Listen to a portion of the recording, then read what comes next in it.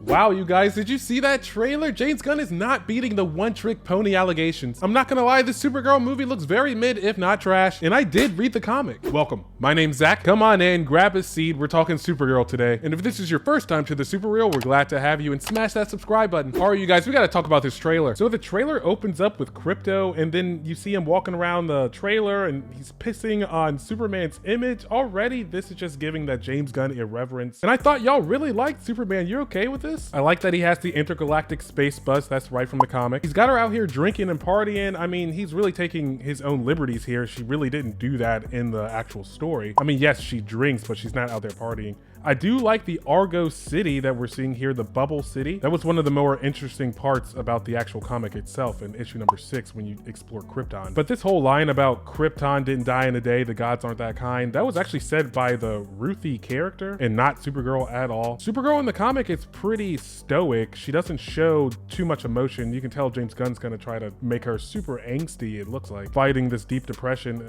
Feels like he didn't learn the lesson from Thunderbolts and how that performed in theaters. Several shots in the trailers just look verbatim out of Guardians of the Galaxy as well. I don't know, what did you guys think about it? It's really giving mid to me. Like, I really thought this movie had a chance to be really good because the comic is good. I don't think it's great. I think the comic is good. And I think this movie had a chance to be really good. But after seeing this trailer, like, I really don't think it's gonna do much in the box office. Do not expect this movie to do Barbie numbers. This movie is not gonna even touch $1 billion, not even close to that. Don't expect this movie to do Wonder Woman numbers. Those movies were marketed at women. You know, this movie is definitely marketed at like a younger teenage girl, young adult type vibe, more the James Gunn irreverence and emotional stuff. And I don't know, I don't think people are really here for that. The music choice is definitely the Guardians of the Galaxy vibe. It does feel like a Guardians movie, and it's really concerning because James Gunn didn't direct this. So now it's like, are you just hiring proxy directors or like facsimile directors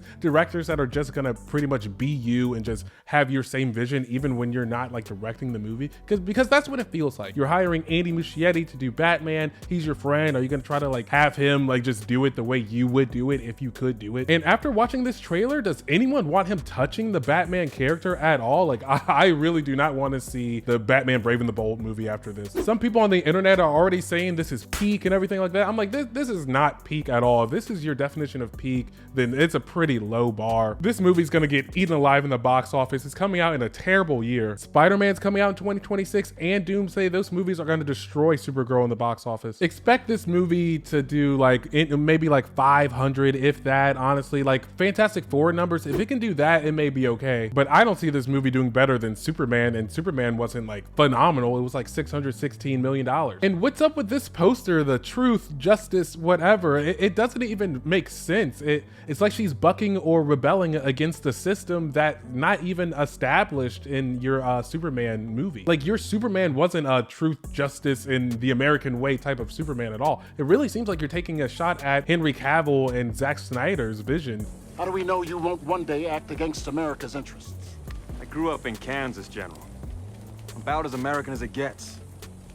Look, I'm here to help. But your Superman was anything but truth, justice, in the American way. So yeah, like I said, I was really worried this movie had the potential to be really good, and you know, people wouldn't want James Gunn to like go because they're like, oh, we can't stop him right now. But now I'm really not worried. I really do think there's a solid chance the Snyderverse could come back after this. There's no way this movie does 700 million, 800 million, anything like that. I don't think it's gonna do better than Superman. So, and then how does that bode for Clayface, which is coming out in a terrible month of November? And if this movie doesn't do well, then Clayface is gonna bomb, and it's coming out in the same year as Spider-Man and Doomsday. Like, I mean, what do you guys think about this trailer? Does this seem peak to you, or does it seem more mid? I would lean more to the mid. 550 million if they're lucky, maybe like a $500 million movie. It really does seem like he's prepared to just ruin these DC characters. There are a lot of Star-Lord comparisons here. Also, when you look at the character designs and how they feel, I'm worried that James Gunn and DC are gonna like feel like their trailer's not doing so hot, and then their next trailer, they're actually gonna show like the big big action shot, just like in the Superman trailer. Like in the Superman movie, that big laser tornado eye scene, that was like the best part of the whole movie, and they showed that in the trailers. I'm really worried the next trailer for Supergirl, they're gonna show like this big CGI shot, and it's gonna be the true like best scene in the whole movie. I don't know, what do you guys think? Is this your Supergirl? This is not really my Supergirl. I'm probably gonna see the movie eventually, but this is also a movie that you could probably wait to see on streaming. Superman didn't stay in the theaters for that long, so you can probably wait and see this on HBO Max or something like that relatively soon after theatrical release. Nothing about this movie is screaming you have to go to the theaters and see it.